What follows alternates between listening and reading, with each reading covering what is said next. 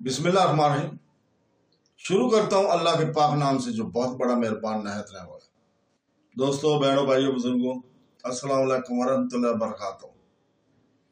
تاریخ اسلام سلطان محمود غزنوی سے لے کر جلال الدین اکبر تک کی تاریخ اسلام کو ہم بیان کر رہے ہیں، اور اس آج 13ویں قسط ہے۔ تو دوستوں، بہنوں، بھائیوں، سلطان محمود غزنوی سکندر ذوالقرنین بننا چاہتا تھا۔ یہاں رہنے سے یہ مطلب تھا کہ جہازوں کا بیڑا تیار کرے، پھر لنکا اور بیگوں کو فتح کرے اور وہاں کے سونے اور جوہرات کے کانوں سے متمتع ہو۔ اور ان خیالات سے یہاں رہ جانے کا ارادہ کیا تھا، مگر ان کے مشیروں نے اسے ڈھیلا کر دیا۔ انہوں نے عرض کی کہ خراسان کو کس محنت اور جانکاری سے صاف کیا، اس کو چھوڑنا اور گجرات کو دارالسلطنت مقرر کرنا مصالحت ملکی نہیں ہے۔ اس بات کو سلطان نے مان لیا اور مراجعت کا ارادہ کیا۔ سلطان محمود غزنوی نے فرمایا کہ کسی ایسے شخص کو منتخب کرو جس کو یہاں مملکت اور حکومت سپرد کر کے جائے۔ بہت امیروں نے آپس میں مشورہ کیا اور عرض کیا کہ اس ملک میں پھر ہمارے آنے کا اتفاق نہ ہوگا، یہاں کے کسی شخص کو حاکم مقرر کرنا چاہیے۔ اہلیان سومنات سے اس معاملے میں کچھ گفتگو ہوئی۔ انہوں نے کہا کہ سب سے اچھا حسب نسب اس ملک میں داب شریموں کا ہے، اور ان میں سے ایک شخص یہاں ریاضت میں مشغول ہے۔ اگر اس کو یہاں کی سلطنت عنایت کی جائے تو بہتر ہے۔ بعض نے کہا کہ یہ بلشم بڑا تند و خو ہے، یہ ریاضت اس کی عصمت بی عزب چادری ہے۔ جب اس کو لڑائی جھگڑے سے ملک فتح نہ ہوا تو یہ سانگ برا ایک اور یہ عاقل دانا ہے، دربار حاکم بھی ہے، سب اس کی بات مانتے ہیں۔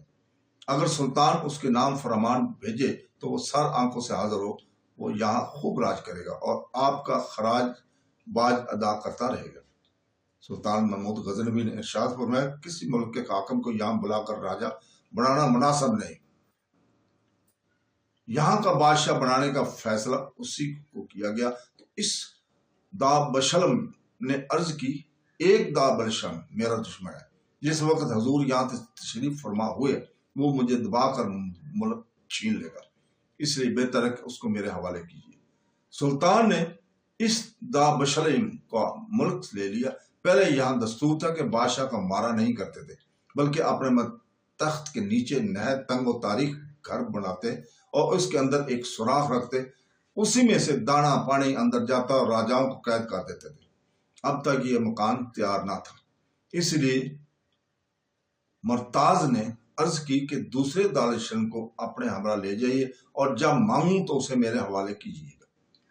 خدا کی قدرت، جب یہ دارالشلم غزنی سے گجرات آیا تو دارالشلم مرتاز اندھا ہو گیا تھا، اس لیے وہی قیدی گجرات کا راجہ ہوا، اور جو گھر اس کے قید کرنے کے لیے بنایا گیا تھا اس میں یہ دارالشلم مرتاز قید ہوا۔ جیسے اس ملک میں آنا دشوار تھا، ایسی الٹا جانا بھی مشکل نظر آ رہا تھا۔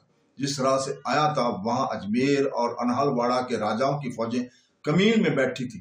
سلطان کی فوج نے کیسے کچھ مذاہب اٹھائے تھے اور کیا کیا لڑائیاں لڑی تھی، اس سبب سے وہ کم ہو گئی تھی۔ سلطان محمود غزنوی جنگ کرنے کے مسئلے سے نہ جانتا تھا، اس لیے وہ اس راہ سے نہ گیا جس راہ سے آیا تھا، بلکہ بیابان اور ریگستان سندھ کی راہ اختیار کی، ملتان جانے کا قصد کیا۔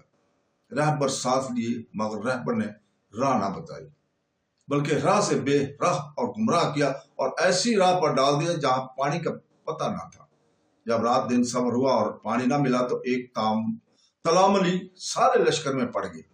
رہبر نے پوچھا کہ پانی کہاں سے ملے گا، تو اس نے جواب دیا کہ میں سومنات کا فتائی ہوں، تجھے اور تیرے لشکر کو ایسی جگہ لایا ہوں کہ بن پانی ماروں گا۔ سلطان نے غضب میں آ کر اس کو وہی مار ڈالا۔ پانی کی تلاش میں ادھر ادھر پھرتا تھا کہ مرغان اب بھی نظر آئے۔ اس سے یقین ہوا کہ جہاں یہ جانور ہوں وہاں پانی ضرور ہوتا ہو۔ غرض اس سے ایک چشمے کا پتہ مشکل سے ملا۔ اس عرصہ میں بہت سے آدمی مار گئے، کچھ دیوانے ہو گئے۔ خلاصہ یہ کہ ملتان کی راہ سے سلطان غزنی پہنچ گیا، اور اسی سال میں خلیفہ القادر باللہ عباسی نے اس کو لقب کیف دولت والا سلام عطا فرمایا۔ اب اس مہم میں یہ باتیں قابل غور ہیں۔ اول گندابہ جس میں راجہ انہل واڑہ جا کر چھپا کیا مقام ہے۔ فارسی تاریخوں میں اس کے نام مختلف طرح کے لکھے ہوئے ہیں۔ غالباً وہ کھانڈ واڑہ کاٹھیا واڑ میں ہے۔ دوم سومنات کی تحقیقات جو تاریخ فرشتہ میں لکھی ہے کہ وہ مرکب سوم اور ناتھ سے ہے۔ سوم ناتھ نام بادشاہ کا ہے جس نے اسے بنایا تھا، اور ناتھ اس بت کا نام ہے۔ یہ دونوں علم مل کر نام بت تجانا اور شہر کا ہو گیا ہے، اور ناتھ کے معنی ہندی میں بزرگ کے ہیں۔ اس نے قیاس جگناتھ پہ کیا ہے، مگر یہ اس کی غلطی ہے۔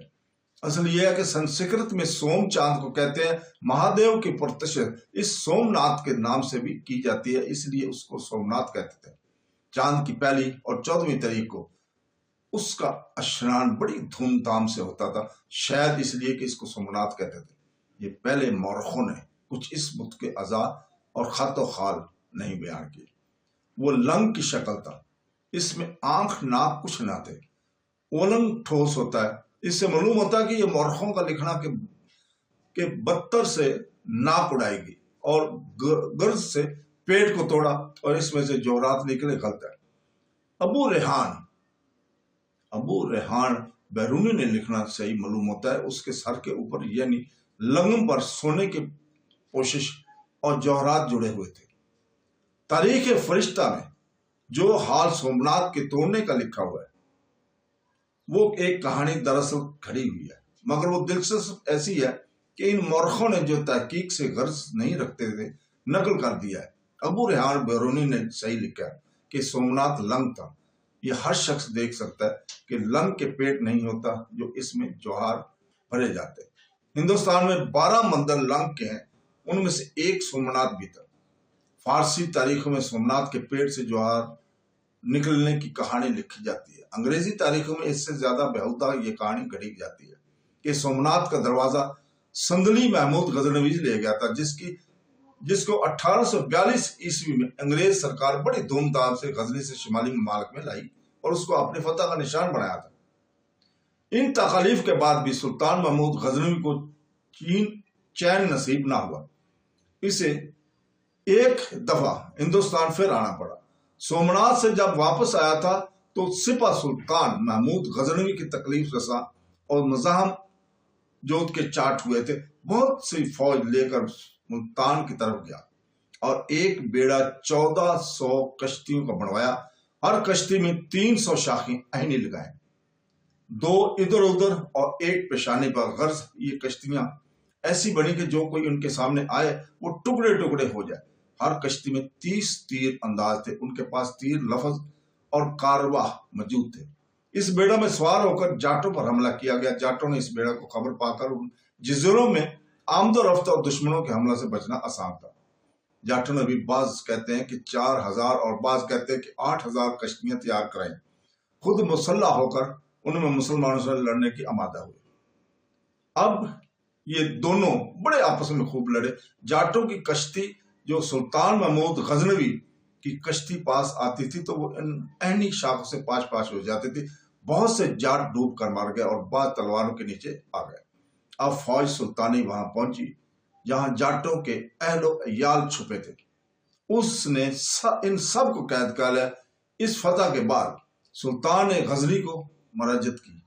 اب محققین تاریخ میں شبہ نہیں کرتے کہ سلطان محمود غزنوی جاٹوں سے لڑنے آیا کیوں، کیونکہ لاہور کی سلطنت بگڑنے پر یہ جاٹ ضرور متمرد ہو گئے ہوں گے اور زور پکڑ کر لوٹ مار شروع کی ہوگی۔ بلکہ ایک فقرہ کامل التاریخ میں لکھا یہ ہے کہ مسلمانوں کی ریاست منصورہ پر جاٹوں نے حملہ کیا اور وہاں کے رئیس کو اپنے مذہب سے منحرف ہونے پر مجبور کیا۔